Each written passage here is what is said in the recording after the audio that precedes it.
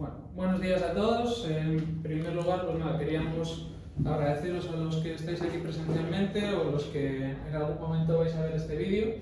Y nada, simplemente esto es la primera presentación de una especie de charlas o círculo de charlas que queríamos hacer desde Didendum, porque queremos, pues bueno, tratar de ampliar un poco de alguna manera el conocimiento financiero, la parte que la gente tenga esa educación financiera que tanto se está hablando ahora hoy en día, que falta un poco, que haya un poco algunos detalles de la gente que busca expertos financieros y no es tan fácil encontrarlos, o no es fácil encontrar gente pues, independiente y válida hoy en día para algunos temas. Entonces queríamos hacer pues, una serie de charlas con gente para que pues, nos tomáramos un café, habláramos afablemente del tema, y en base a eso pues, es por lo que estamos haciendo estas jornadas, ¿vale?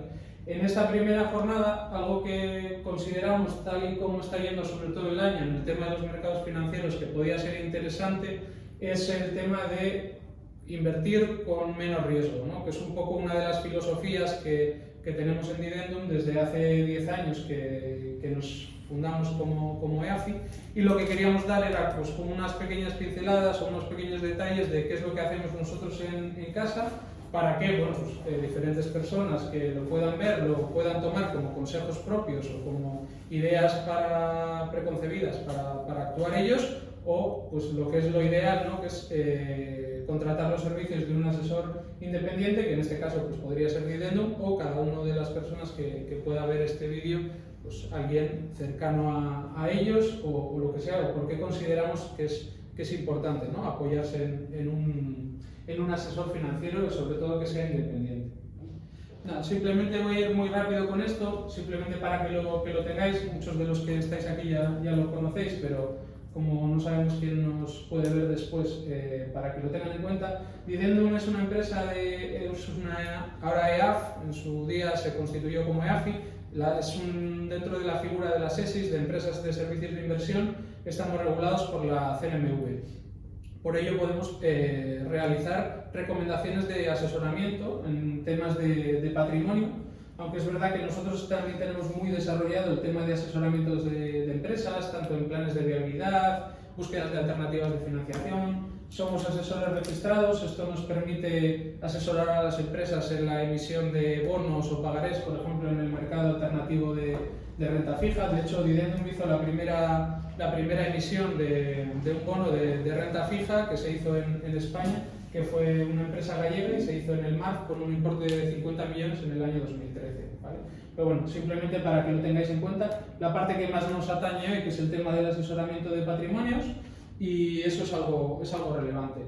Unas de las principales operaciones que hemos hecho, compañías, emisiones que os comentaba. Un punto que sí nos gustaría puntualizar, nunca mejor dicho, es que lo he puesto por aquí. Desde este año 2022, como somos una empresa de servicios de inversión, como os he dicho anteriormente, la CNMV está exigiendo que para todo el tema de tokenización de activos, las empresas que quieren levantar capital por medio de una tokenización necesitan realizar lo que era un folleto de emisión de toda la vida, que en este caso de los tokens se llama white paper, y este white paper tiene que estar elaborado por una empresa de servicios de inversión, ¿vale? Nosotros hasta la fecha, bueno, aquí hemos puesto uno de ellos, un tema de un equipo de eSports o un tema inmobiliario con rental, que quizás son como los proyectos más grandes o más sonados de los que hemos hecho, pero bueno, hemos hecho más proyectos y también estamos en vías de realizar unos cuantos más. O sea que también, como puede haber gente que vea este vídeo que esté interesada en temas de criptoactivos, ya no tanto el asesoramiento, si nos queréis contactar para que os asesoremos en comprar o vender Bitcoin, comprar o vender Ethereum, eso no lo hacemos, ¿vale? Simplemente que si tenéis una empresa y queréis valorar una vía alternativa de levantar capital a ir al banco y pedir una póliza de crédito, pedir un préstamo o hacer un programa de pagarés o una emisión de bonos que son más tediosos, más largos, más costosos, hay vías para levantar 200.000, 300.000, 500.000, 1 millón, 2 millones de euros en periodos relativamente rápidos y con unos costes muy ajustados, ¿no? Es esta vía de la tokenización. y bueno, también el que sea algo que está en boga o que sea algo que está en auge, pues también ayuda a eso, ¿vale? Bueno, nada, simplemente quería hacer esa breve presentación de la empresa, quizás ha sido demasiado extensa para lo que esperaba, pero bueno, ya nos metemos en el plan de hoy, en el tema de por qué se puede o consideramos que es posible invertir con menor riesgo, ¿vale? ¿Por qué decimos aquí? ¿Por qué consideramos nosotros roto, entre comillas, el paradigma comprar y mantener, ¿no? Bueno, aquí estáis algunos que habéis trabajado con temas de mercados financieros y sabéis que, bueno, es un mantra, ¿no? Como que muchísimas gestoras o muchísimos asesores nos han dicho que hay que estar invertidos porque no sabemos cuándo el mercado va a subir. Entonces, si estás fuera del mercado y el mercado te sube, te pierdes la subida. La bolsa ha ganado un 15% de media en los últimos 20 años, pero si te has perdido los 3 mejores días o los 5 mejores días, solo sube un 10%, y si te pierdes los 10 mejores días, entonces solo subes un 3%, ¿no? Entonces tú te quedas como con cara de gilipollas y dices, bueno, perdón, te quedas como con cara de tonto y dices, bueno, pues sí, es verdad, tengo que estar invertido. Disculpad un momento. Hola, buenas. Buenas, nada, disculpa. No, simplemente porque como estábamos grabando, simplemente que hay una parada porque se ha incorporado algo más de gente aquí en la sala. Tranquilos que habéis llegado para la parte, ya estábamos entrando en el tema porque lo que veis anteriormente era un poco una presentación de Didendum, que bueno, como ya nos conocéis, ya lo podemos ver, si no en otro momento, ¿vale? Estábamos ya en la parte interesante, ¿vale? Porque nosotros, como hoy la charla, esto sí que voy a ir es dentro de este círculo, lo que contaba al principio, simplemente un segundo, es que estamos queriendo empezar hoy con un círculo de charlas que vamos a hacer pues, con diferente gente, también las vamos a grabar para que haya un poco más de exposición, pero sobre todo hablamos del área de Vigo o cercanías, ¿vale? No queremos esto abrirlo a tal, simplemente pues eso, que consideramos que hay mucha gente alrededor que tiene intereses financieros y pues que pueda charlar tranquilamente, con un café, con un vaso de agua, sobre diferentes temas, ¿vale? Teniendo en cuenta que es un año que en los mercados está siendo bastante duro a nivel de caídas, considerábamos que una de las formas, que además es uno de los leitmotiv nuestros de la empresa, que es tratar de invertir aportando un menor riesgo al cliente o tener ese perfil un poco más conservador dentro de que haya que tener exposición, pues nos parecía muy interesante empezar con esto, ¿vale? Entonces, ya yendo a esta diapositiva que estábamos comentando, consideramos que está un poco roto, entre comillas, el paradigma este que siempre hemos oído de que hay que comprar y mantener. En el mercado hay que estar, porque si tú no estás y te pierdes los 3 mejores días o los 5 mejores días, entonces si la bolsa ha subido un 20%, tú solo vas a subir un 5 o solo un 3, ¿no? Esto es muy interesante y lo comentan sobre todo las gestoras. ¿Por qué? Pues porque las gestoras no son, tampoco es solo por defendernos a nosotros, ¿no? Pero nosotros hemos estado ahí, es decir, yo he estado en una gestora, yo he estado en un banco, entonces, es decir, conocemos todo el círculo. Ahora que estamos en un experto independiente, nosotros no necesitamos que el cliente tenga por qué estar invertido, es decir, porque la gestora necesita que tú estés invertido porque la gestora está cobrando de la comisión de gestión que le aplica al fondo. Entonces, a ellos les interesa decirte que tú tienes que estar siempre invertido porque estás siempre pagando. Si tú no estás invertido y te llevas el dinero a tu cuenta, tú no estás pagando a la gestora. Al final la gestora no quiere, sí, lo ideal es que también te vaya bien, pero no miran tanto por si a ti te va bien, sino por la cuenta de resultados de su empresa, ¿no? Y en este caso siempre tienen luego un abanico muy amplio y cuando te vienen a visitar o cuando se sientan contigo, siempre tienen un fondo que ha ido muy bien. Pero eso no te lo explicaron el año pasado. El año pasado te explicaron el que está cayendo un 20%. Y este año te explican el que ha subido un 20% para que lo compres, como este año el de energía o materias primas, que igual las energías y las materias primas el año que viene hacen un menos 20%, porque este año ya han subido un más 20%. Y este año igual hay que estar comprando China, que ha caído un 40%, porque igual el año que viene sube un 30%, pero este año no, este año China es muy malo, porque está cayendo mucho. Claro, pero es un poco, este es el paradigma en el que estamos metidos y en el que nosotros tratamos de salir, o bueno, ya hemos salido hace tiempo y tratamos de, siempre cometiendo nuestros errores, pero tratamos de no estar tan alineados con este tipo de industria, ¿no? Porque una de las veces que me comentaban a mí esto de la gestora, digo, jolín, a mí me hace gracia esto que decís, ¿no? Siempre, si te quitas los 3 días o los 5 días, entonces solo, en vez de ganar un 20, solo ganas un 3. Bueno, los números son más o menos aproximados, pero siempre dicen eso. La rentabilidad es muy alta anualizada, pero si quitas 3 días y si quitas 10, ya prácticamente te quedas plano. Digo, joder, pero el ejercicio de la rentabilidad, si le quitas los 5 peores y los 10 peores, ese nunca lo hacéis. O sea, porque el cliente que tiene un 15% de media los últimos 20 años, si le quitas los 3 o los 5 peores días, seguramente la rentabilidad media sea un 35, o sea un 40%, pero ese ejercicio no te lo hacen. Es decir, la posibilidad de que cuando el mercado no esté en caída, tú estés fuera, esa no te la dan como para que la tengas, ¿no? como un paradigma. Eso no quiere decir que nosotros nos creamos más listos que nadie, ni que consideremos que somos capaces de ver el mercado antes que nadie y sabemos identificar. Oye, ayer la bolsa, por ejemplo, os pongo un ejemplo, ¿no? Ayer la bolsa americana cayó un 2%. Ah, no, ayer sabíamos que no había que estar, entonces salimos todo. Y la semana pasada, como hubo un día que subió un 2,5, ahí sí estábamos. No, o sea, tampoco es eso, no es eso, ¿vale? Nosotros lo que sí que hemos visto y por qué lo consideramos un poco roto, aquí lo que os he querido poner es simplemente un cronograma, bueno, bastante extenso, pero no es tanto tiempo, ¿eh? Son 10 años, es desde que se fundó Didendum, en junio del año 2012. Ya llevamos 6, es decir, os pongo ahí, año 2012, rescate financiero a España en junio del 2012, pero bueno, esto 2012, luego empezó el coletazo de la deuda griega, que nos llevó en el año 2013 al bono español a más del 6%. Estamos pagando ahora el 3% y nos parece mucho, lo tuvimos al 6%. En el año 2015 todo iba muy bien, de repente llega el verano chino, empiezan las reticencias entre Estados Unidos y China, el yuan tiene una depreciación de prácticamente un 50%, hay unas caídas en la bolsa en torno a un 15 o un 20%. ¿Vale? Año 2016, 24 de junio, referéndum, el Brexit. La mayor caída histórica en un día del IBEX. Ni cuando Lehman Brothers, ni crisis financieras, caídas del 9%, no. El día 24 de junio la bolsa española cae un 12,35%. El resto de índices europeos cayeron un 11% aproximadamente en la apertura, luego maquillaron un poco la sesión durante el día porque entraron compras masivas por parte de los bancos centrales apoyando el mercado, ¿no? Año 2018, parece que el mercado está muy bien, entonces la Fed, el Banco Central Americano, empieza a relajar las medidas de endurecer las medidas de estímulo que había dado, todas las ayudas de los quantitative easing precisamente de los años anteriores, y desde el 3 de octubre hasta el día 14 de diciembre, simplemente en poco más de 2 meses hay una caída de casi el 12% en el mercado. En poco más de 2 meses, ¿no? 2020, COVID, no sabía ni qué gráfico poner.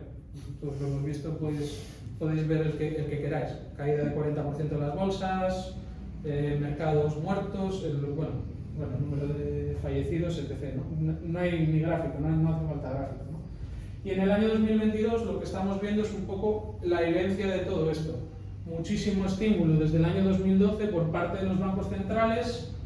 En 2018 quieren empezar a tomar medidas restrictivas, pero ven que los mercados se le caen más del 10%, se les junta con el COVID, donde tienen que dar medidas de estímulo masivas, ayudas a las empresas, en países como Estados Unidos, incluso cheques a las casas, etc., y se encuentran con un momento en el que no ven como iniciar a tomar medidas restrictivas o subir los tipos de interés. Se están cargando ahorradores que llevan años, desde el año 2015, que no pueden meter en plazos fijos, cosas sencillas donde puedan meter y sacar un 3 o 4%, más o menos lo que están los tipos de interés, porque tenemos el Euribor prácticamente negativo desde el año 2016 y no ven. ¿Qué ocurre? A todo esto, estas medidas tan fuertes de estímulo generan unas alzas en la inflación. Todo esto ya antes del tema de la guerra de Rusia y Ucrania, o sea, ahora están, otra cosa es lo que vimos a los políticos en la tele, no todo es culpa de la guerra de Rusia y Ucrania, las materias primas, la luz, no, o sea, todo esto ya es algo que viene por las ayudas masivas que se han dado y el exceso de dinero que se ha puesto a disposición de la población en general, ¿no? Todo esto siempre hablamos en general, no que cada uno veamos más dinero en nuestro bolsillo, porque pues, a mí los gobiernos directamente prácticamente no me han dado nada, ¿no? Pero bueno, esto todo lo vemos en general. Entonces, esta ineptitud de los bancos centrales a la hora de prever esta inflación, hace unos meses nos decían todavía no, va a ser transitoria y no va a ser prácticamente por nada. No, ya estamos viendo que donde ha llegado la inflación, ya se está hablando de cuánto tiempo se va a quedar la inflación. Entonces, ¿ahora qué ha ocurrido? Cuando normalmente los bancos centrales venían subiendo 0,25 los tipos de interés en reuniones más o menos mensuales o cada 6 semanas, que son ahora, la última subida fue entre los años 2013 y 2015, más de 2 años, casi 2 años y medio tardaron en subir un 3%. Para que os hagáis una idea, es lo que ha subido ahora el Banco Central americano en 6 meses.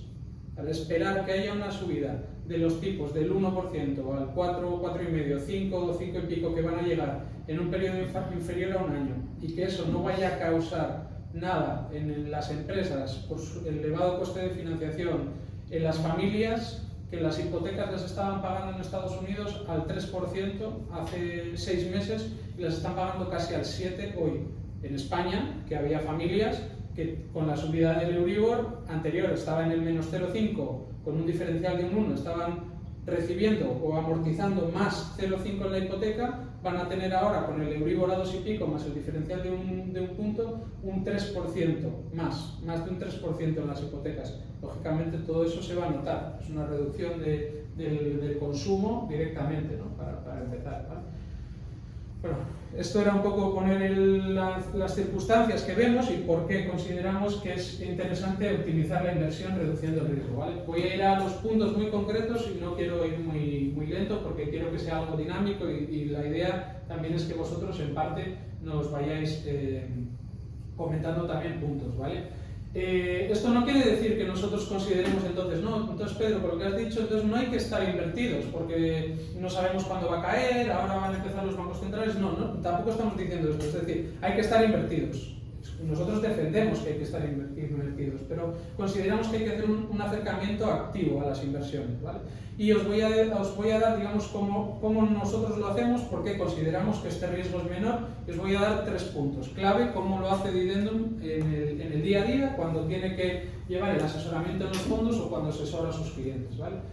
He querido poner este gráfico, pero ahora os lo voy a explicar, porque lo primero y en primer lugar es nosotros hacemos un comité semanal, luego hacemos unos comités más sesudos, digamos, mensuales, aparte de que diariamente puede haber noticias o cosas que nos llevan a pensar en cambios hacia un lado o hacia otro lado, ¿no? Pero el análisis fundamental, macro, tener toda la película, es decir, ver cómo están afectando los tipos de interés, cómo están afectando los flujos de efectivo, cómo están afectando los resultados empresariales, las políticas que los diferentes países y los diferentes bancos centrales están tomando respecto a sus divisas, respecto a sus tipos de interés, cómo está la población consumiendo, hacia dónde vamos, si vamos hacia una época de bonanza o hacia una época de recesión. En función de si vamos hacia recesión o hacia bonanza, lógicamente las compañías que van a ir mejor o peor no son las mismas. Es decir, si vamos hacia una recesión, la gente, pan, yogures, leche, queso, carne, eso lo vamos a seguir consumiendo, pero quizás no es el mejor ejemplo porque estas lo suelen hacer bien, porque ahora como hay una polarización entre ricos y pobres tan grande, siguen consumiéndolo, ¿no? Pero quizás el lujo medio, o lo que era el lujo para la clase media, o como puede ser, pues no sé, cenas en restaurantes de tickets de 100 euros por persona, o ya no te voy a ir a un Ferrari o a comprar Louis Vuitton, porque como he dicho, esas compañías sí que lo siguen haciendo bien porque hay un nicho de ricos que lo siguen consumiendo. Pero bueno, ¿me entendéis? Hay cosas que, como nos ha pasado a todos, quizás en la crisis del 2012 que comentábamos antes, todos pues bajamos un poquito el nivel. Oye, ahora me han subido la hipoteca, están hablando de una recesión, tal no sé qué, oye, pues vamos a intentar ahorrar un poquito más, ¿vale? ¿Esto cómo lo trasladamos nosotros? Por ejemplo, nosotros este principio de año dijimos, bueno, vemos que es un año más complicado, ¿qué ocurre? ¿Qué sectores funcionan mejor a 6 o 18 meses cuando vemos que las ganancias por acción de las compañías han llegado como a su tope? Y va a haber un momento, ya no te digo de caídas, pero un momento en el que a las compañías les va a ser complicado seguir creciendo en beneficios por acción. Los sectoriales que lo hacen mejor históricamente son energía, consumo básico, que es el consumo que hacemos básico del supermercado, cuidados de la salud y utilities, que son energéticas, que son el consumo básico que se hace en energía. Y en cambio lo hacen peor consumo discrecional, que es precisamente ese consumo que hacemos por encima del básico, ese consumo que restringimos en momentos de crisis, y tecnológicas, básicamente. Este lo he rescatado hoy porque esto lo ponía en una presentación de enero, para que veáis.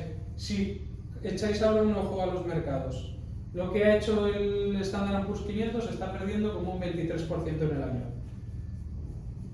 Energía está subiendo como un 15%, consumo discrecional, healthcare y utilities están más o menos entre un más 3 y menos 3.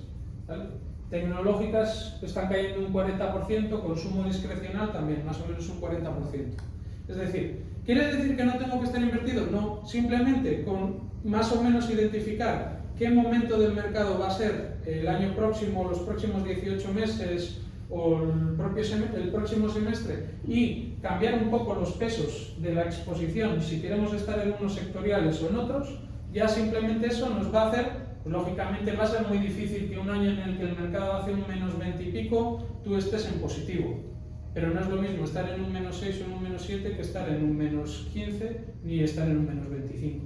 O haber seguido con tu exposición a tecnología, que era muy buena post-COVID, porque todos estábamos en casa, compañías como Zoom, como Netflix, porque todos estábamos en casa y veíamos Netflix, hacíamos muchas videoconferencias por Zoom, comprábamos en Amazon, ¿vale? Todas estas compañías subieron mucho, era muy interesante tenerlas desde el año 2020 hasta el año 2021. ¿Qué ocurre?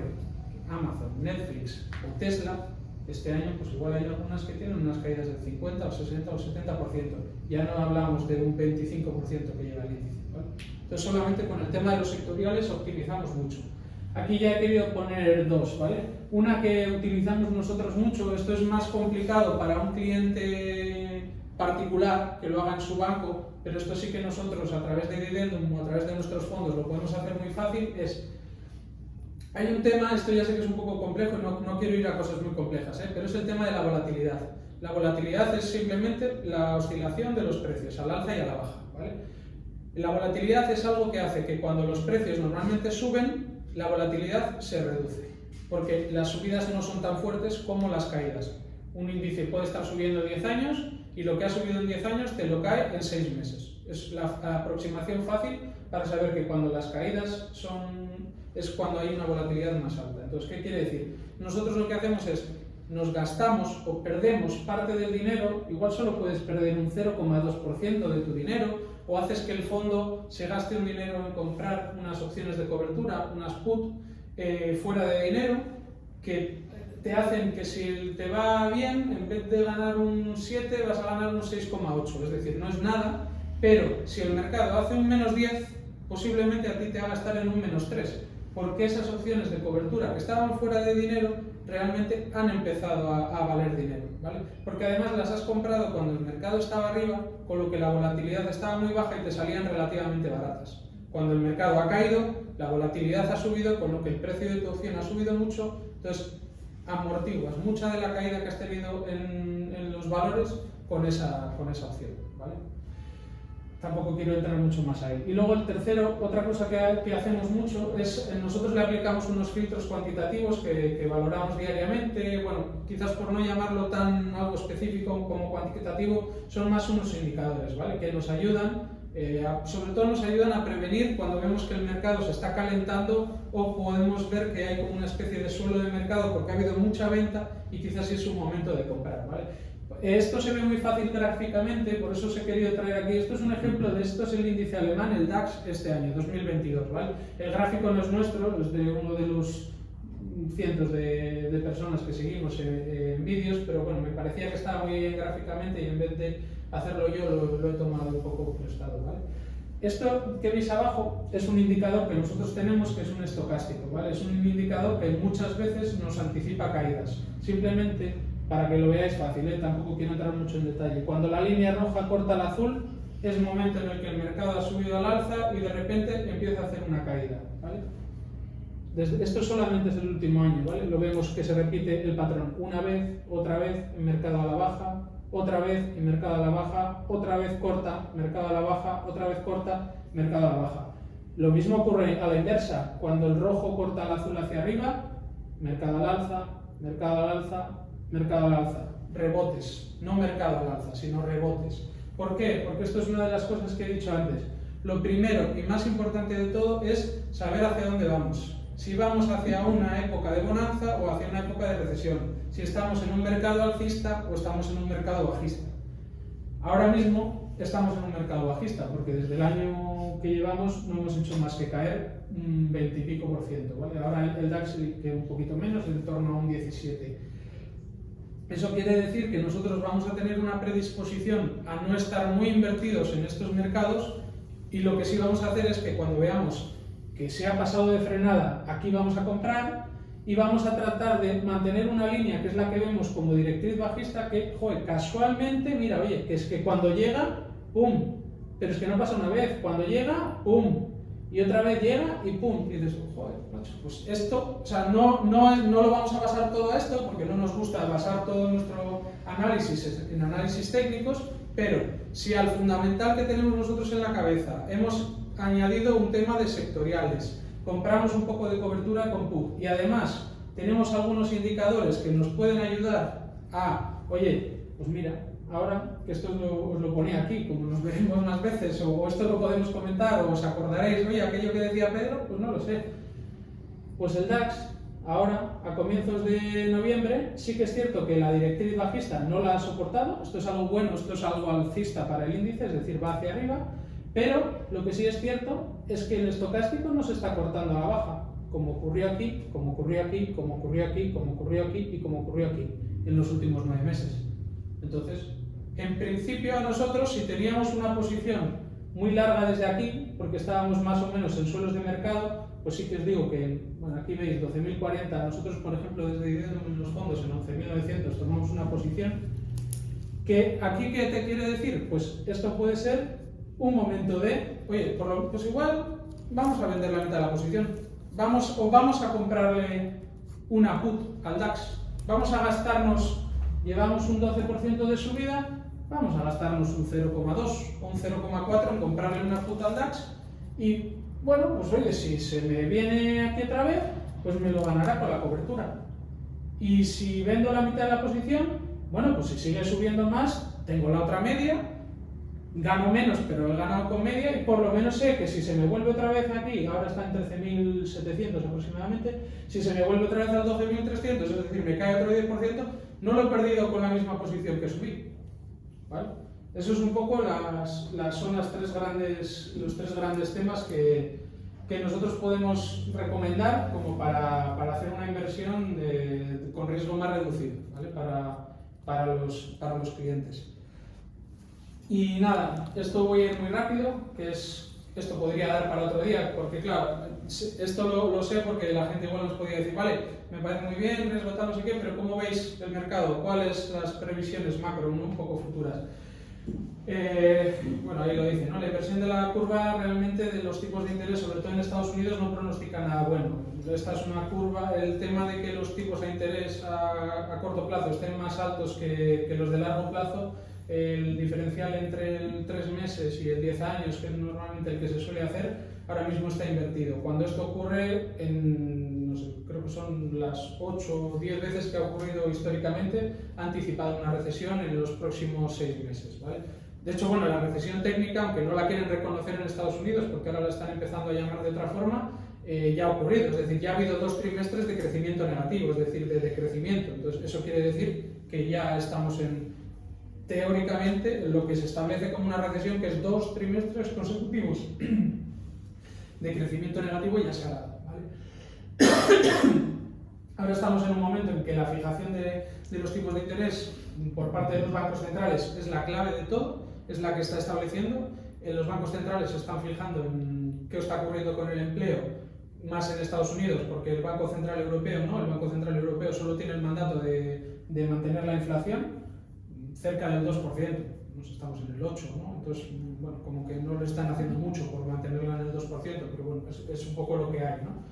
Estamos en un momento complicado porque las malas noticias son buenas para el mercado y las buenas noticias son malas, ¿no?, para el mercado. Es decir, si sale hoy, por ejemplo, que hay un dato de inflación en Estados Unidos, si sale un dato de inflación bajo, esto históricamente y normalmente es algo negativo, porque la economía necesita inflación, no una inflación desbocada, pero necesita inflación porque eso considera que la economía está creciendo.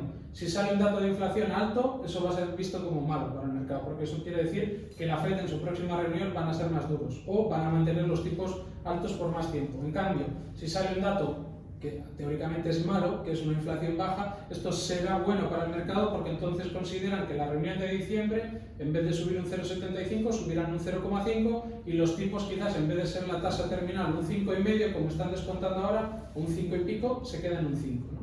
Simplemente es uno de los puntos que es importante tener en cuenta.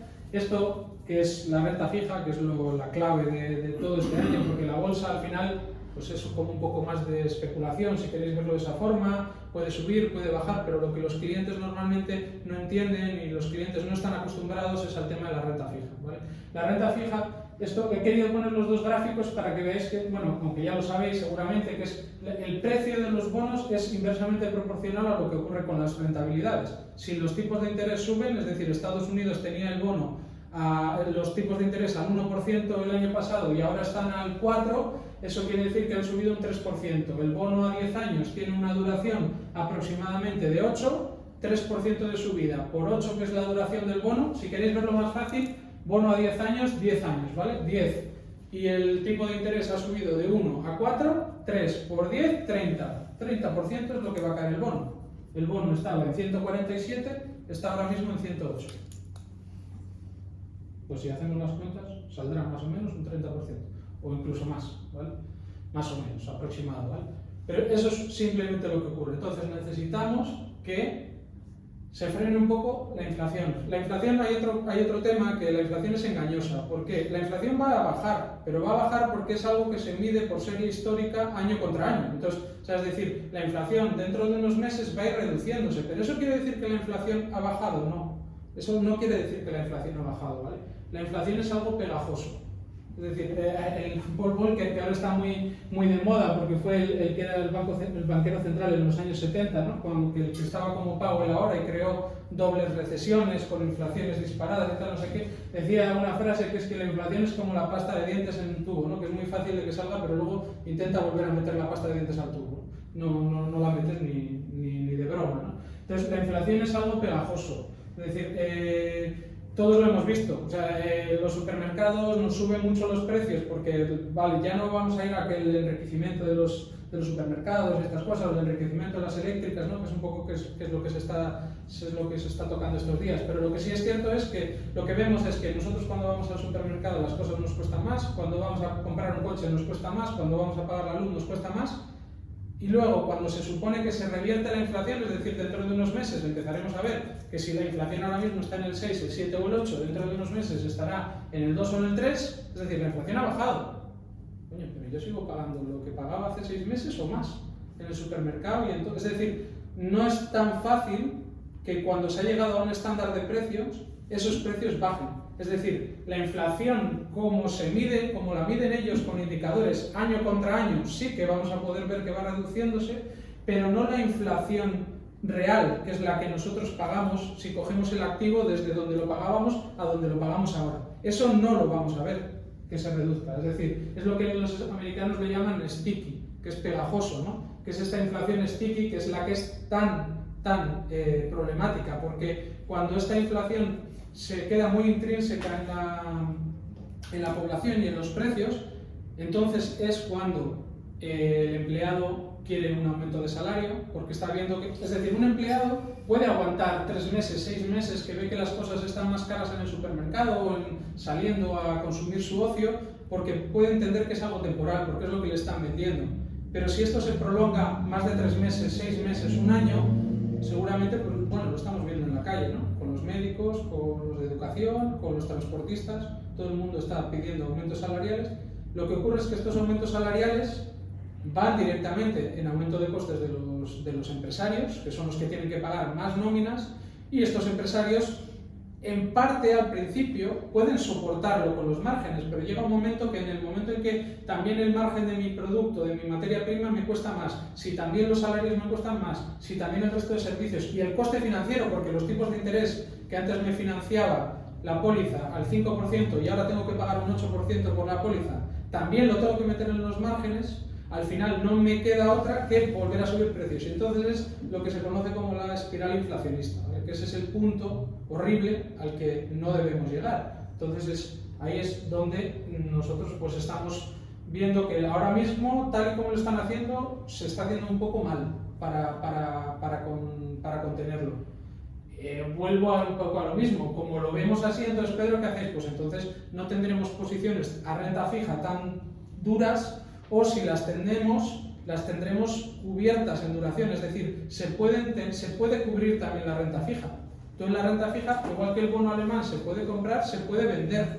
Entonces si el bono alemán sube la rentabilidad, es decir, cae en precio, tú ganas. Entonces eso lo puedes hacer, tú puedes tener una cartera de renta fija porque te está pagando unos cupones del 5 o el 6%, pero temporalmente dices, quiero cubrir parte de la cartera porque veo que el bono, como se enseñaba, ¿no? El americano, de 147 me ha bajado a 108. ¿Qué hago?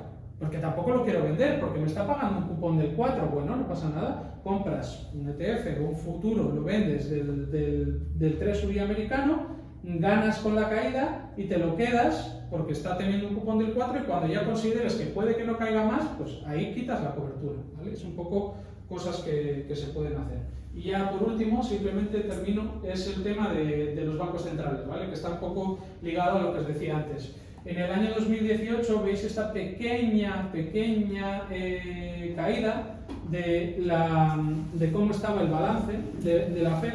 Es lo que supuso ese 12% de caída que os comentaba antes en los mercados en muy poquito tiempo, ¿vale? Ahora mismo, esta previsión de la reducción del balance de la Fed es la que veis aquí. Sí que es cierto que desde febrero sí se está haciendo esta reducción del balance, no tan alta, pero esta reducción del balance unido a la subida de los tipos de interés es lo que están generando estas deficiencias, ¿vale? En el mercado de la renta fija, lo que no está dejando que sigan funcionando. No por quedarme solo en Estados Unidos, tenemos que tener en cuenta de que el Banco Central Europeo tiene todos los TLTROs de la banca, que están muy en boga ahora mismo, porque la banca no los está queriendo reducir, porque prefiere generar margen en otros aspectos, ¿no? O en otros sentidos. Entonces, todo esto, al final, el quantitative tightening que se llama, o la reducción del balance de la Fed, o la reducción del balance del Banco Central Europeo. ¿Por qué digo la reducción del balance de estos? Es porque al final todas las compras de los bonos de los países europeos o de Estados Unidos la han hecho la Reserva Federal, porque eran los únicos que estaban pudiendo comprarlos, ¿no? Bueno, no solo, pero en su gran mayoría, ¿no? Por eso veis el aumento espectacular de los balances de los mismos. Entonces, cuando estos vencimientos se vayan dando, si no van renovando nuevas compras, esto está reduciendo la liquidez en los mercados. Se ha visto hace unas semanas lo que ha ocurrido en el Reino Unido. Los fondos de pensiones han visto que el gobierno del Banco Central del Reino Unido ha dicho que no iba a recomprar los bonos de los fondos de pensiones porque la nueva política de la primera ministra no consideraban que iba en la línea que tenían que ir ellos, que es decir, ser más restrictivos y subidas de tipos de interés. Ella quería hacer rebajas de impuestos, sobre todo para unas clases que además no son las que más lo necesitaban, vía déficit. Y entonces, ¿qué ocurre? Que se secó completamente la liquidez de los bonos, vimos caídas de la libra de casi un 10% en el día, caídas de los bonos de un 10 o un 15% en aproximadamente una semana, ¿vale? Locuras de ese tipo, que es lo que consideramos que hay que evitar a toda costa. Entonces esas son las claves o los aspectos que nosotros más vemos relevantes para, uno, la inversión con un poco menos de riesgo y las perspectivas macro futuras que estamos vigilando a día de hoy de cara a cómo podemos ver los próximos meses. Igual ha sido muy denso, muy condensado, muy tal, pero bueno, he intentado que sea más o menos rápido. No sé si me he ido un poco de la media hora más o menos, que era lo que teníamos pactado aproximadamente. Y nada, y completamente abierto, porque la idea es que esto sea algo más como de debate, ¿no? O de preguntas o lo que sea, ¿no? O sea que si tenéis cualquier cosa que me queréis comentar, no estoy de acuerdo con no sé qué, no estoy de acuerdo con no sé cuál, completamente disponible, ¿eh? Yo tengo una pregunta en relación con lo que has comentado y viendo también un poco el análisis tanto de la parte de renta variable como renta fija en lo que está sucediendo últimamente pues a lo largo de este 2022. O sea, sí que es cierto, es un año de caídas importantes en muchos sectores de la renta variable. Y sin embargo la renta fija no está funcionando como refugio. O sea, lo que está pasando en las carteras está haciendo casi más daño la renta fija que la renta variable, ¿no? Sí. Esa es un poco la sensación de lo que está pasando. Sí, mucho más, porque además hay que tener, o sea, sobre todo en España, hay que tener en cuenta que normalmente el inversor español, si por ejemplo el inversor americano puede estar un 50% de media, 50-50, o las famosas carteras 60-40, ¿no? Que se ha hablado siempre mucho, que es un 60% de renta fija, 40% de renta variable, pero en los últimos años se tendía más casi a un 50-50, porque sí que es un inversor como más a largo plazo. Sí que se está viendo en España, normalmente siempre hemos sido muy de plazo fijo o de renta fija, ¿no? Entonces, en España, tampoco tengo un dato tal, pero igual muchos clientes, sobre todo cuando vienen o estás con ellos, realmente lo que pasa es que los hemos ido un poco domesticando a que no es lo más viable. Pero si no, ellos por sí igual tendrían un 80-20 renta fija, un 90-10. Entonces, claro, ¿qué ocurre? Es que este año os decía antes, un menos 23% de las bolsas, pero es que los bonos están cayendo un menos 20 también. O sea, los bonos sí que tienen una caída histórica. Claro, ¿qué ocurre? Si tú tienes un 80-20, un 20, aunque te caiga un 20, te cae un 4 en la cartera, y el otro 80, si te cae un 20, te cae un menos 16. Sí. Pero entonces, claro, tú dices, claro, la bolsa realmente me está haciendo perder un 4% y la renta fija me está haciendo perder un 16%. Entonces, eso es lo que ocurre. ¿Qué pasa? Venimos de unos años, hablamos de casi desde el año 2000, donde la renta fija lo único que ha hecho es subir. Entonces, era muy difícil que los inversores vieran, ¿no? Como, oye, llega un momento en que no, ¿vale? En que no es interesante. Entonces, claro, ahora es muy difícil. Es decir, ahora sí que es un momento en el que es difícil, pero sí que el inversor hay que hablar con él, o tiene que cambiar el chip el cliente para que, ya hablo de inversor, no voy a hablar de clientes porque esto tampoco es una recomendación así de ningún tipo, porque eso habría que hacerlo más genérico, ¿no? Pero lo que sí vemos ahora es que quizás es un momento en que, claro, lógicamente, si tenías tu cartera invertida y has seguido con tu cartera invertida, no hay tu tía, porque entonces ya estás, no puedes hacer nada. Puedes hacer cambios. Igual si estás en algo que consideramos, por ejemplo, si estás ahora mismo en renta fija europea o renta fija española, pues igual sí te es más interesante irte a renta fija americana. ¿Por qué? Pues porque renta fija americana en periodos cortos de tiempo, la curva a un año está en el 4,6. Te compras un futuro de cobertura de la divisa, es decir, para que no te afecte la divisa, porque claro, si fuera en euros sería ideal, porque compras un 4,6 de cupón a un año, gobierno americano, la leche. Pero claro, gobierno americano no emite en euros, te emite en dólares, pero vale, haces un cambio de euros a dólares, compras 100.000 euros de un bono americano a un año, que te va a dar un 4,6, y compras el derivado, bueno, más que comprar el derivado diciembre del año 2023, que ese sí que te va a costar un poquito, porque ahí sí que le afecta algo el tema de los tipos de interés, pero lo puedes hacer trimestralmente. Haces trimestralmente los vencimientos del derivado, no te cuesta nada, la ejecución, pues no sé si pueden ser 15 euros o algo así, y lo que puedas ganar o perder con el dólar lo tienes cubierto. Entonces ahí no tienes riesgo de divisa, que es lo importante, y te llevas el cupón del 4,6.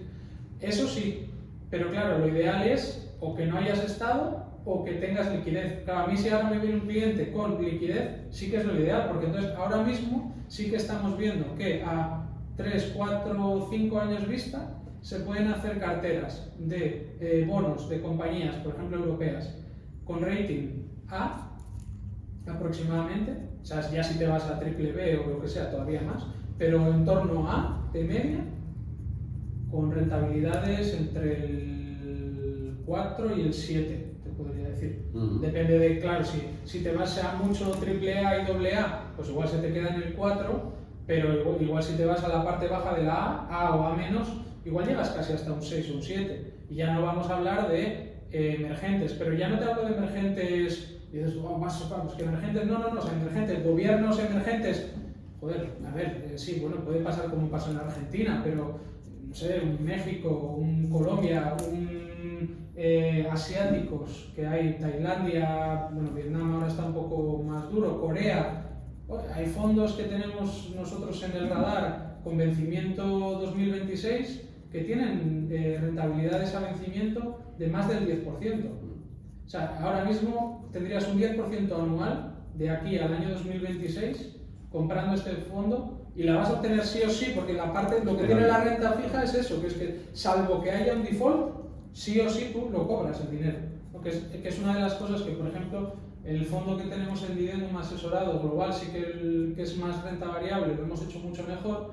El de renta fija sí se ha quedado un poco más atrás porque nuestra filosofía desde hace unos años era que nosotros lo que no queríamos era como estar en el riesgo de comprar una gestora de fondos que como no sabíamos lo que hacía, ¿no? Entonces nosotros dijimos, bueno, vamos a correr el riesgo de el mark to market, es decir, de que cada día nos tengan que poner el bono en precio, pero nosotros sabemos que si compramos bonos directamente de compañías concretas y las compañías no impagan, el cupón, es decir, un 4, un 5 o un 6 anual nos lo vamos a llevar. Claro, ¿qué ocurre? Que si ahora suben los tipos en Europa un 2% y tú tienes un bono a 5 años, pues el bono que valía 100 te vale 90. ¿Qué ves tú en la cartera? Un 10% de pérdida. ¿Es una pérdida real? No es una pérdida real. O sea, sí es una pérdida real porque la tienes. Esto es uno de los mantras que siempre decimos, que nosotros somos del mark to market, es decir, defensores de que tu cartera vale lo que vale hoy. Porque si tú la tuvieras que vender hoy, vale eso. Pero sí que es verdad que si no tienes prisa, es decir, no es un dinero que vayas a necesitar en el periodo en el que va a vencer el bono, vas a recibir el cupón del 4 o 5% lo que sea anual y además ese upside del 10% que está cayendo a día de hoy. Entonces estamos viendo, por ejemplo, nuestro fondo de renta fija, pues igual tiene ahora mismo una rentabilidad real cierta, salvo default, obviamente, de más o menos el 20% a 4 años vista. O sea, eso es decir que vas a recibir un 5% sí o sí, salvo default de las compañías o los gobiernos, para esa parte, ¿vale? Entonces es algo que vemos muy interesante. Lo ideal, tener liquidez ahora. Si ahora tienes liquidez, joder, os voy a poner un ejemplo. Yo creo, vale, que podemos pensar que el sector de la automoción, no sé qué, no sé cuál. Volkswagen tiene un bono con vencimiento 2026, es decir, 4 años, donde entre cupón y precio vas a llevarte un 3,5 al año. O sea, estamos hablando de Volkswagen, o sea, una compañía de rating A para arriba. O sea, yo no veo a Volkswagen quebrando de aquí al año 2026. Claro, la gente, no, es que yo no sé el sector auto y tal, no sé qué. Olvídate. O sea, yo no te estoy diciendo que la acción de Volkswagen va a subir un montón, ni que el sector de los autos. Yo cuando compro un bono, miro el riesgo de la compañía y si considero que la compañía de aquí a donde vence el bono de esa compañía me va a quebrar o no. Si la compañía de donde lo compro, a donde va, me va a quebrar, considero que no me va a quebrar. Y luego ya podéis entrar en que, pues vale, tiene un buen posicionamiento el coche eléctrico, de que está haciendo nuevas plantas, nuevas inversiones, tal. Bueno, sí, está muy bien, pero no va a quebrar, no. Ya está, o sea, es lo que, para a nuestra forma de ver, es lo que tienes que mirar realmente, el approach que tienes que hacer cuando te acercas a un bono, ¿no? Bueno, soy muy pesado con las respuestas, pero más o menos es lo que quería decir. Bueno, pues eso era. No sé si queréis comentar algo más o si tenéis alguna idea. Una cosa muy rápida que agradecerte la intervención y sobre todo los datos, porque sí que es cierto que apuntabas en varias ocasiones de los medios de comunicación y bueno, yo creo que es la primera vez que lo escucho y lo veo con tanta claridad. En el gráfico ponías en el año 2022 lo de la inyección de ayudas públicas, ¿no? Que es el detonante de la inflación actual y realmente siempre se habla de que realmente es una inflación de costes por el tema energético, que también lo será, lógicamente, ¿no? Sí. Pero no se obvia hablar precisamente de esto. Entonces, la verdad es que a 18 meses vista, como comentas, ¿no? De ver un panorama más a 18 meses, Quizás el interrogante también, la inflación, lógicamente, pues disminuye, pero sobre valores que ya se han incrementado en los últimos meses, por tanto eso es así. Y la cuestión es, efectivamente, ver esas ayudas en qué porcentaje van a seguir entrando en el mercado y qué va a pasar, lógicamente, con la inflación de costes que pueda ser generada por la situación dramática de Ucrania, ¿no? Que quizás esos son los interrogantes que se nos ocurren a muchos, ¿no? Sí, hay dos temas. O sea, sí, las ayudas son, o sea, ya venían siendo, ¿vale? Desde el año 2002. Es que hay un gráfico que bueno, no he puesto, lo podemos comentar otro día si hacemos otra siguiente charla y venís, que va a estar bien porque mira, me lo recojo para ponerlo. Os voy a poner los quantitative easings, que son las ayudas, sobre todo de la FED, ¿vale? Pero también del Banco Central Europeo, en los periodos que ha sido, porque esto viene. Bueno, yo me acuerdo del QE3, no sé si que lo tengo planchado porque estaba yo en Londres y me acuerdo de cómo se celebró en la sala en la que estábamos, ¿no? Estábamos hablando del año 2012, principios del año 2012, entre el año 2011 y el 12, que era el Quantitative Easing 3, es decir, ya había habido un Quantitative Easing 1, post-Lehman, un Quantitative Easing 2. Es que, digamos que todo el tema de Lehman, el tema de la crisis financiera, fue un poco lo que rompió todo. Porque lo que tú no puedes hacer es crear dinero de la nada, que es lo que se ha estado haciendo, y esperar que eso no influya en el mercado. Tú lo puedes ir, que creo que va, a nuestro modo de ver, va muy en línea con esto. ¿Por qué? Porque ahora parece que vivimos permanentemente en crisis. O sea, es que, joder, aquí llevamos 10 años y hemos visto 6. O sea, es que parece que o sea, antes era como una crisis, ¿qué tal? Sí, tú si ves las crisis grandes, son como más. Entendemos que la economía son ciclos, hay ciclos alcistas y ciclos bajistas, pero es que ahora es como que estamos viendo, y todo, para mí, todo esto viene derivado del tema de crear masa monetaria, y eso, claro, es que eso al final te está generando problemas. ¿Qué ocurre? En Europa llevábamos años con los tipos de interés negativos, eso tampoco puede ser. Prácticamente un 30% de las emisiones en Europa se estaban haciendo a tipos negativos el año pasado. Pues claro, ¿por qué? Porque las que más emitían a tipos negativos son las mejores empresas. En España, por ejemplo, Iberdrola, Telefónica no porque tiene un problema de deuda, Iberdrola, Repsol, y había alguna más que no sé si era Enagas o Gas Natural. Estaban emitiendo, o sea, a negativo. Y bueno, ya nos cuento en Alemania o empresas más potentes por Europa. Claro, las más grandes son las que más capacidad tienen de emitir, son encima las que mejor rating tienen, por eso un 30% de las emisiones estaban en negativo. Y entonces todo eso se ha quedado como intrínseco al mercado y al final realmente, para mí, o lo que hemos visto es que realmente el mercado lleva unos cuantos años con ganas de tener una recesión y no lo están dejando. O sea, en el momento en que el mercado se acerca a la recesión, a los políticos les interesa seguir manteniendo su puesto y entonces le tocan a los bancos centrales y los bancos centrales, ¡pum!, liquidez. Y hacemos la pelota más grande. Y vamos alargando la pelota y bueno, esta que se la encuentre otro, esta que se la encuentre otro, y esta que se la encuentre otro, para mí llevamos 10 años que no han querido. Y claro, si te encuentras en el año 2018 que quieres agarrar al toro de verdad y dices no, viene un tío y dice no, yo voy a hacer y ya los vencimientos no lo reinvierto. Es decir, voy a reducir el balance de mi empresa. Claro, y en 2 meses ves el mercado un 12% abajo y dices, no puedo. Entonces, ¿cómo lo vemos?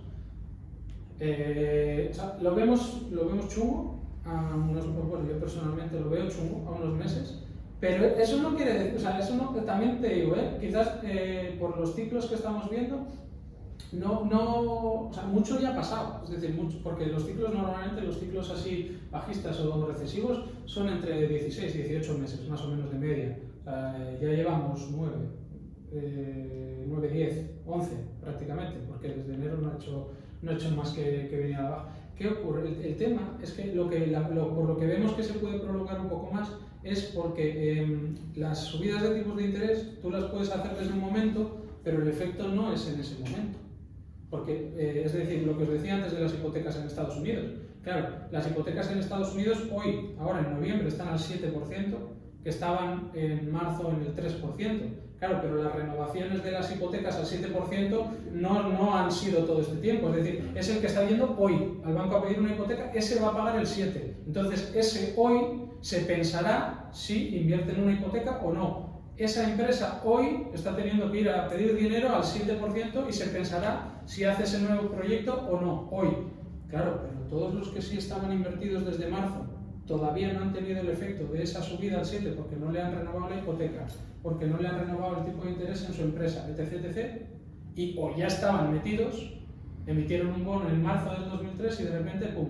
Entonces, toda esa gente sí que ya está invertida. Es decir, el efecto, consideramos, y de hecho esto siempre se comenta, que el efecto de las subidas de tipos de interés no se ve en la economía real hasta los 6 o 9 meses después de haber empezado a subir. Empezamos a subir en marzo, pues se va a empezar a ver ahora. Pero ojo, claro, que esto luego hay que vincularlo con la bolsa. La bolsa luego puede hacer lo que quiera. Y de hecho, normalmente, que ya ocurrió en el año después de la crisis financiera de Lehman, en el año 2008 y 2009, todavía estaba todo bastante mal. Pero la bolsa empezó a subir muchísimo. Es decir, la economía real todavía no lo ha sufrido, no hay más que ver este verano.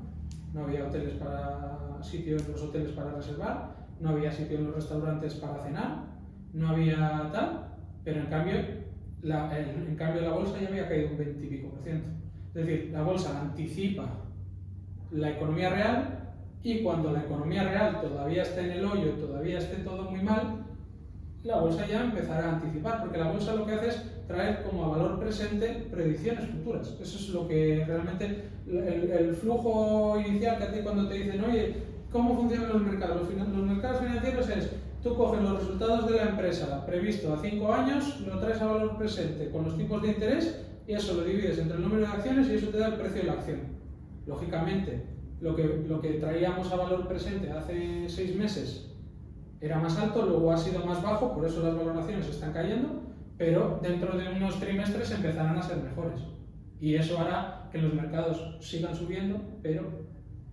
Entonces, también digo, uno, ¿no? Por supuesto que no tenemos la bola de cristal, pero dos, los puntos estos, ya sé que parece, no, es muy importante, no, pero esto es muy clave. Es decir, cómo los bancos centrales, con sus políticas, y cómo traten la inflación, y cómo hagan las salidas, o sea, esto va a ser la clave. Es decir, si ahora mismo vuelve a pasar lo del año 2018, es decir, si lo que ha pasado en el Reino Unido con el tema de los fondos de pensiones empieza a pasar en Europa, no hay liquidez en los bonos, empieza a pasar en Estados Unidos porque se pasan reduciendo el balance como ocurrió en el 2018 y ven que hay problema para que el Tesoro americano renueve sus bonos porque eso es su mayor comprador, es la Fed. No los chinos, ni los europeos, ni los americanos. El mayor comprador ahora mismo de bonos del Reino Unido, de Estados Unidos, es la propia Fed. Entonces no hay liquidez. La gente quiere rescatar sus planes de pensiones y como no hay liquidez en los bonos, no los pueden rescatar. O sea, es decir, si nos empezamos a meter en esos temas, ¿qué van a hacer otra vez? ¡Pum! Otro. Y nos iremos con el... No lo he puesto aquí, pero mira, es el que voy a traer para la siguiente vez. Podría haber traído el del Banco de Japón. O sea, el del Banco de Japón están con quantitative easing contra quantitative easing. Ya lo último que han hecho, ya desde hace unos años, es que están comprando en la bolsa directamente. O sea, ya compran acciones y ETFs del propio mercado japonés. O sea, entonces, claro, hasta ahí podemos llegar. ¿Hasta dónde llegaremos? Pues ahora hay una tendencia, que justo esto lo veía ayer, no lo he traído porque tampoco quería hablar mucho, el tema de por qué es importante un bipartidismo en un Estado para darle estabilidad y por qué cuando ese bipartidismo se polariza, que es lo que está ocurriendo mucho pues, en Europa en general y en Estados Unidos también, eso es completamente contraproducente porque eso lo que hace precisamente es que cuando está en un bipartidismo como más o menos unido, la población podrá tener sus diferencias, pero más o menos reman todos como hacia la misma dirección y que en cambio cuando tienes un bipartidismo completamente polarizado, claro, cada uno sí que rema para su propio lado y al otro si puede le pone una zancadilla. Entonces la sociedad no avanza y ahí es donde completamente la hundes. Entonces ellos, a ver, en su mano lo tienen. ¿Qué sería lo ideal? Una inflación que se va a mantener pero se modere, que todos no seamos demasiado exigentes con nuestras peticiones de salarios, es decir, que nos moderemos todos, el propio consumo se va a moderar porque el poder adquisitivo va a bajar con la subida de tipos de interés. La hipoteca media en España son 150.000 euros. Si el tipo de interés sube un 2%, son 3.000 euros al año. 3.000 euros al año son 250 euros menos que no vamos a tener en el bolsillo. Son 2 días menos que no vamos a poder ir a cenar con nuestra mujer o nuestro hijo a no sé dónde, o no vamos a poder hacer uno de los fines de semana que salíamos al mes, no lo vamos a poder hacer.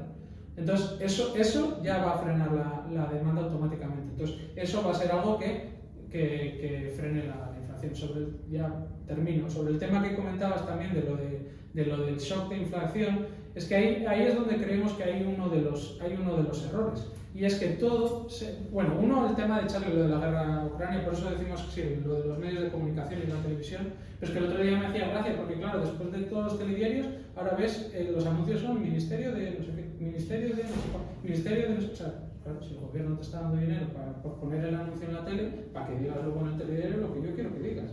Pero bueno, eso es un tema que lo podríamos obviar o no, pero a lo que voy es, solamente se está tratando como que es un shock de oferta. Es un shock de oferta, porque hemos tenido el COVID, entonces los barcos no han navegado. China está cerrado por política de COVID cero y entonces no se ha producido. Y entonces, por ejemplo, Apple ya está pensando en producir en Estados Unidos y entonces, claro, se lleva un tiempo. Entonces, el problema es de oferta, el problema no es solo de oferta. El problema es de oferta y de demanda. Es decir, ¿por qué no hemos podido ir a un festival de música o a un concierto este verano? Era imposible coger entradas.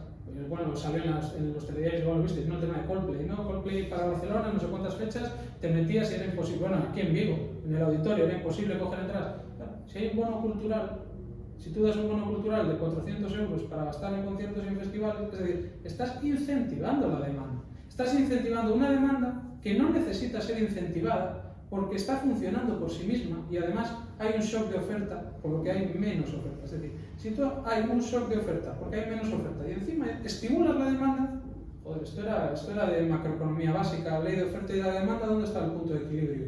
Si tú si la curva de la oferta la bajas y encima la demanda la subes, ¿dónde acabas de mandar el punto de equilibrio? A un punto completamente diferente. Entonces, y hacer todo eso y pensar que no va a pasar nada, pues consideramos que es un poco iluso. Entonces, en base a eso, pues nosotros más o menos, con nuestros fallos, pero bueno, nos vamos adaptando un poco a todo. No sabemos realmente lo que pasará, pero sí que consideramos que puede haber algo más antes de que todo se estabilice, ¿no? Más o menos. Es lo que tenía para comentar. Ahora ya me estoy yendo mucho, ¿no? Pero bueno, oye, espero que por lo menos os haya gustado. Era la idea, ¿sabes? Hacer unas charlas así más o menos amenas. De hecho, os diremos si queréis venir a alguna posterior, si queréis que tratemos algún tema. Nosotros estamos completamente abiertos. Oye, pues mira, sí, he visto no sé qué de los asiáticos, no sé qué de los chinos. O oye, ¿por qué dices que en China sí o en China no? Todo eso, ¿no? Un poco cualquier cosa que consideréis se puede comentar. Gracias, Pedro. Muchas gracias. Nada, a vosotros por venir. Bueno, no habéis tocado ni el sándwich ni el agua, no os han ofrecido café.